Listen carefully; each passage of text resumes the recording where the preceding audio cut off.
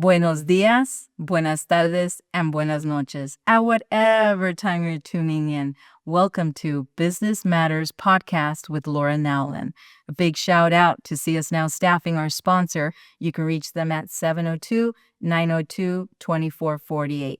Make sure that you hit the link below, follow us and like right below. And today I have the most amazing guest. Man, you haven't seen a show yet, okay? I have the Javier Palomarez here with me, a good friend. Welcome, Javier, to our show. No, thank you for coming. You're coming all the way from Texas. You're not from Nevada, so welcome to Nevada. Thank you. Love being here. Love being with you. It's been a while, and actually we came in from DC, but happy to do it. And we're a little groggy, but we're ready to roll. Good, awesome. And so I want our guests to get to know who you are. So are you originally from Texas? Where were you born? Tell us a little bit about you. I get the question a lot. I don't spend a lot of time talking about my personal life. I don't know that it's necessarily relevant to the work I do, but I was born in Texas to immigrant parents. I was raised in a very impoverished home. My father left when I was about 6 years old.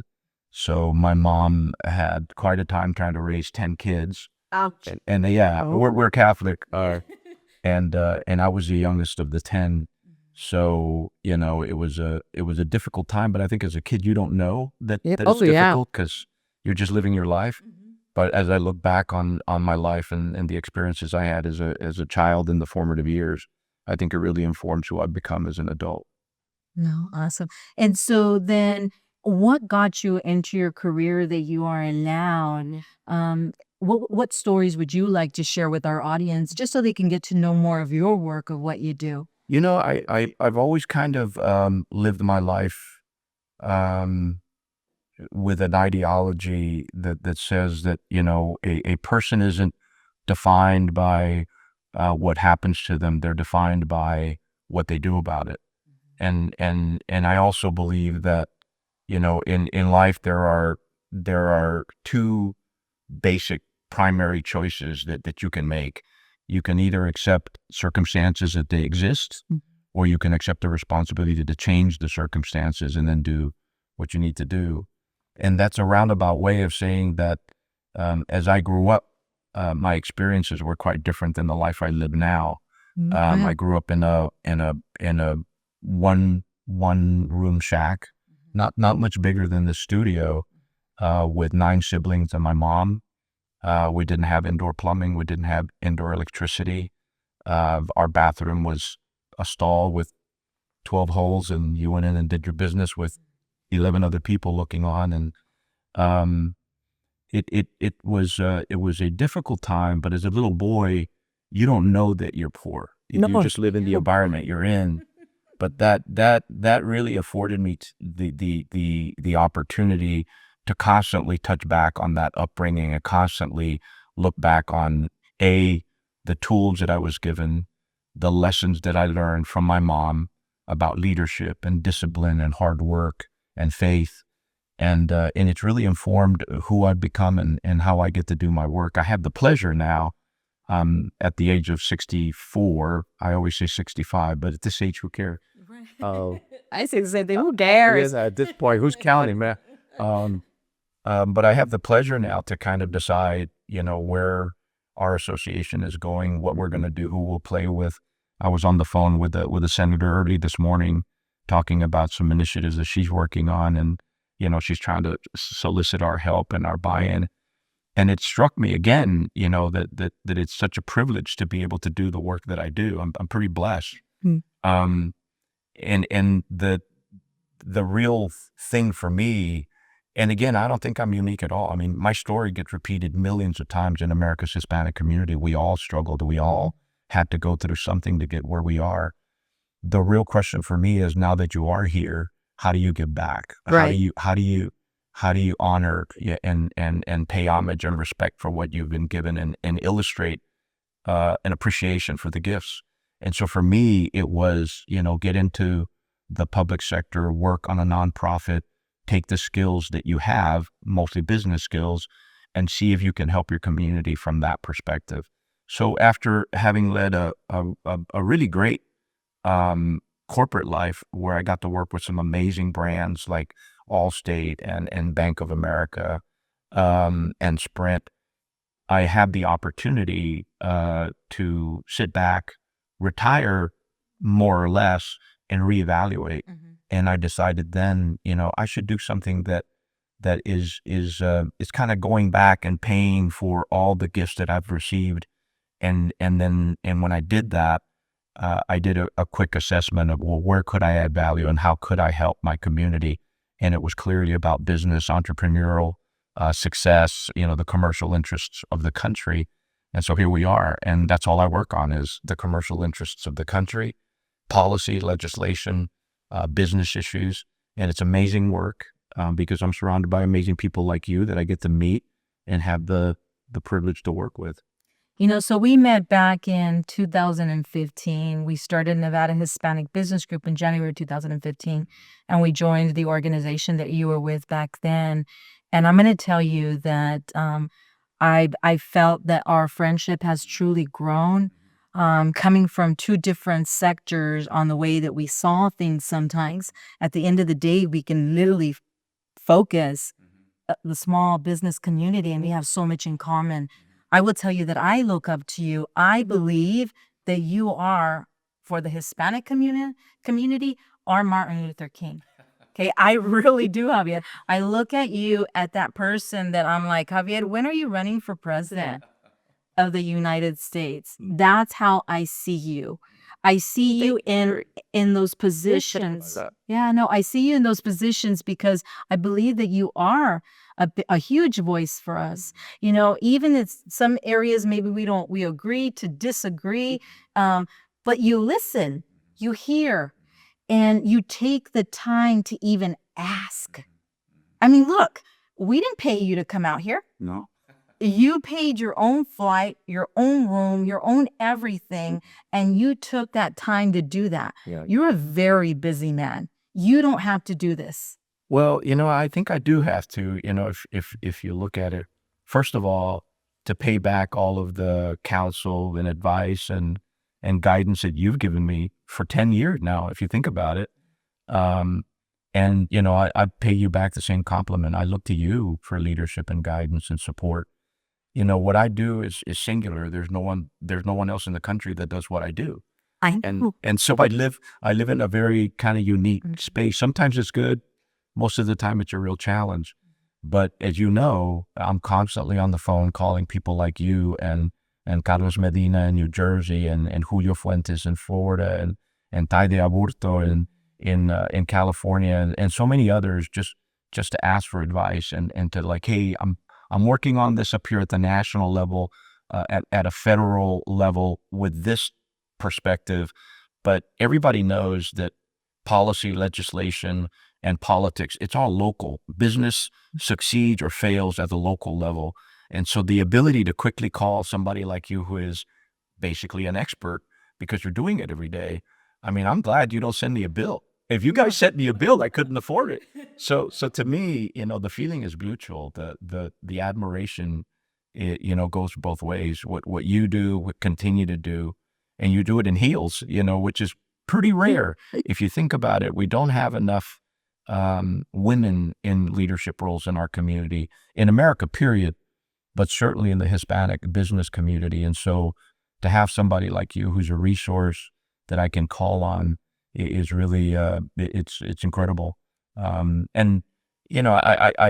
kind of think to myself often that I have an accountability. I have a responsibility to do the right thing. That doesn't mean that, I don't make mistakes. God knows I make mistakes. But I always kind of, John McCain used to be the senator from Arizona used to be my mentor. And he used to always say, forget the mistake, remember the lesson. Right. And I always try to, if there is a day that goes by that I didn't trip a wire or make a mistake of some sort, then I wasn't working hard enough. To me, if you're constantly living on the edge and pushing the envelope, then you're doing good because that's where you need to be. The things that kill a company and in my case, an association, complacency, arrogance, and bureaucracy. And for us, it's always about how do we get past that? How are we constantly living in the question, pushing the envelope?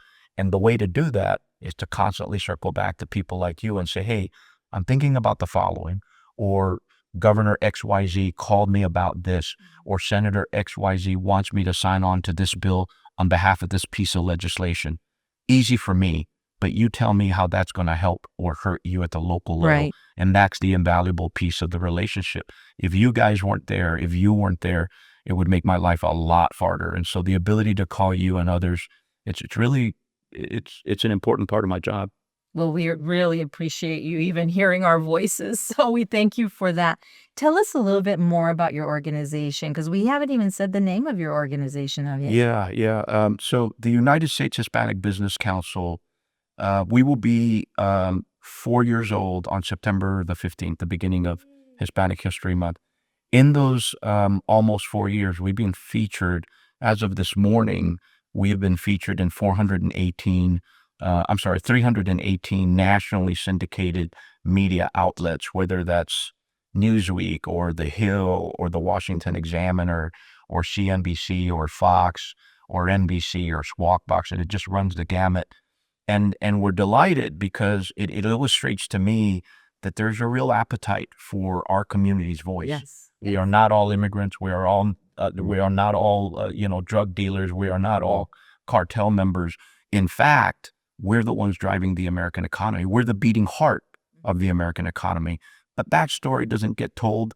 And so it's very satisfying to me and very self-affirming when we get the call from, as I did this morning, from a media outlet saying, hey, we're about to run with this piece. It wouldn't be complete without your perspective. Do you have 5 minutes to give me your thoughts? And so we think we're onto something. We're trying to fill that void that exists, because for too long in this nation, our community, as you well know, has been it's been ill-defined. The definition of our community is not complete, and it sure as hell isn't accurate. And so it's upon us. It's our responsibility to redefine that, to change the narrative, and to really illustrate to our country who we are and what we mean, not only to the economy, but the future of this nation. So out there, people who are listening to us, who out there is a good person, a good organization, a possible good sponsor, a partner that should join your group, your organization? We're open to the conversation. We've had an amazing run. Our board, the construct of the organization is very unique.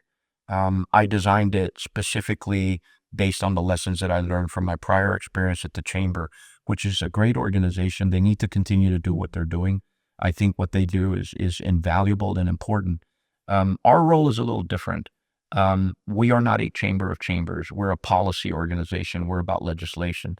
We know that if you can figure out how to work and add value at the intersection of policy, politics, and legislation, and in the economy and our nation's business interests, then you can create a very unique spot for yourself. And that's where we work.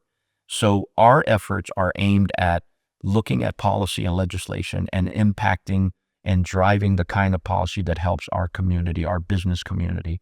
We're not a civil rights organization. Not that work isn't important. It's very important. Very much. It needs to continue. Yeah.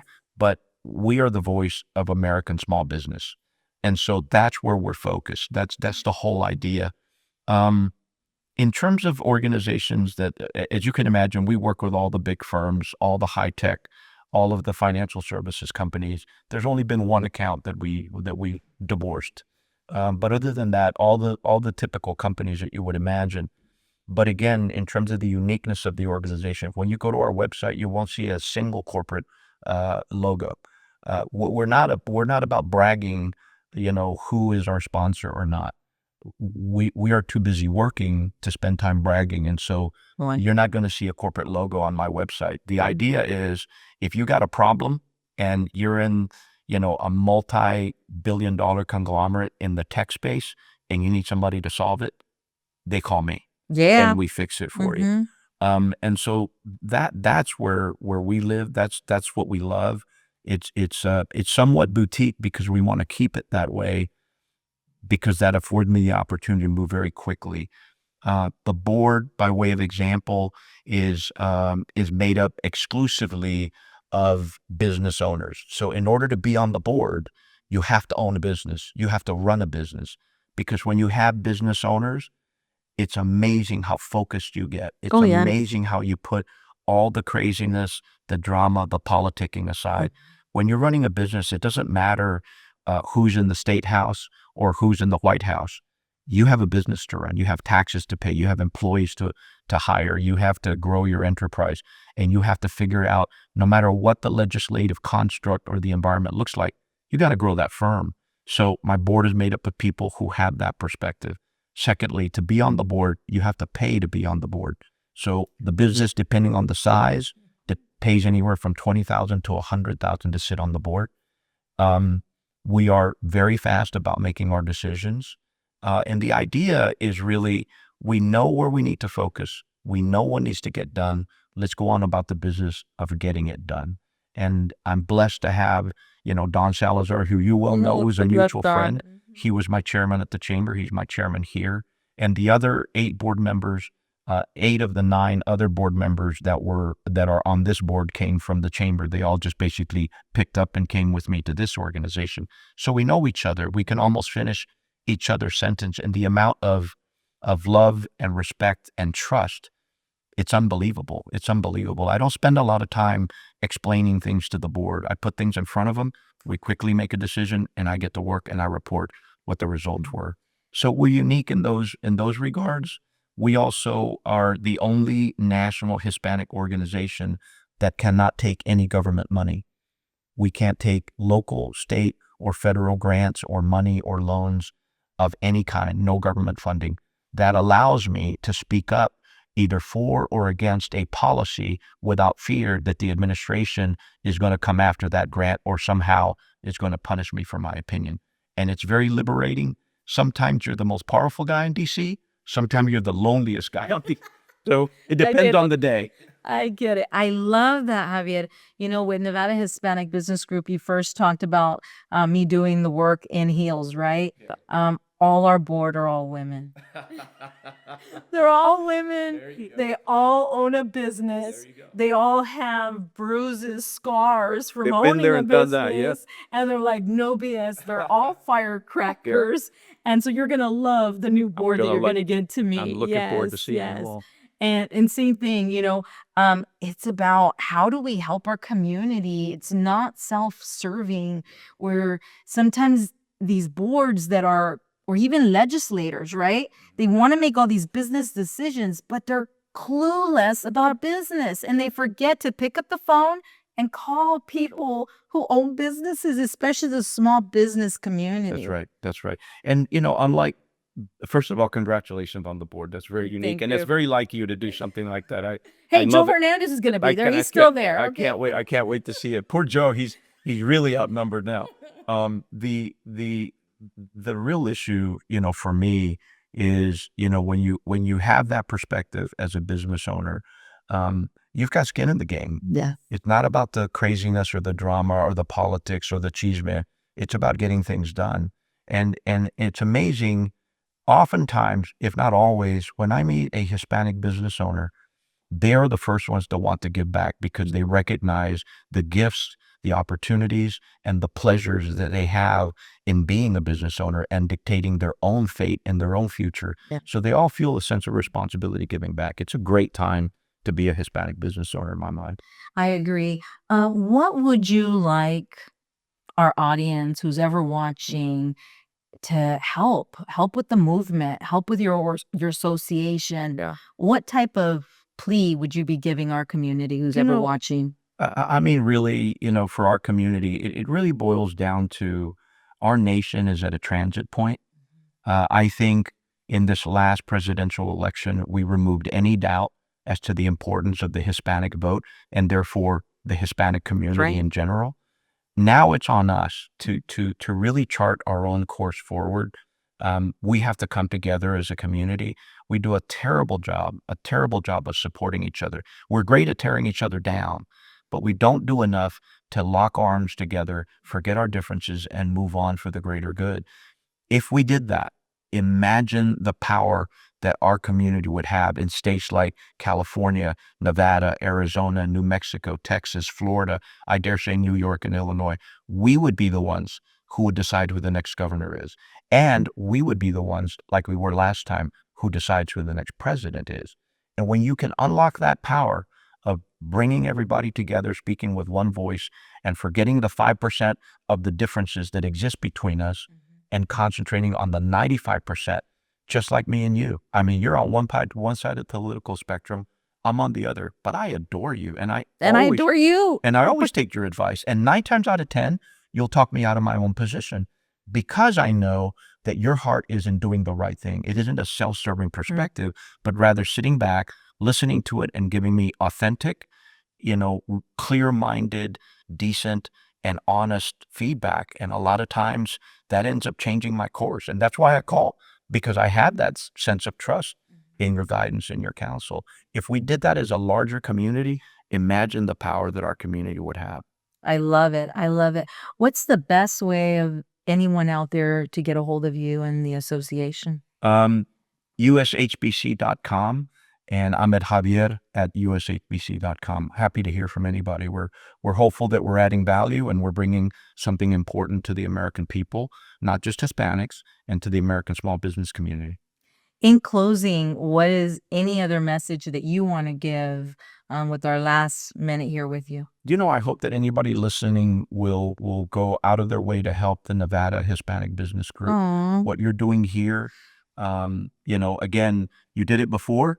You took some time off, and like me, you could have stayed back there golfing or doing whatever else. You decided to throw your hat back in the ring, get back in and try to help out. So I think it's important for people to recognize the kind of work you're doing through the Nevada Hispanic Business Group and try to find ways to support this work, because it really is universal.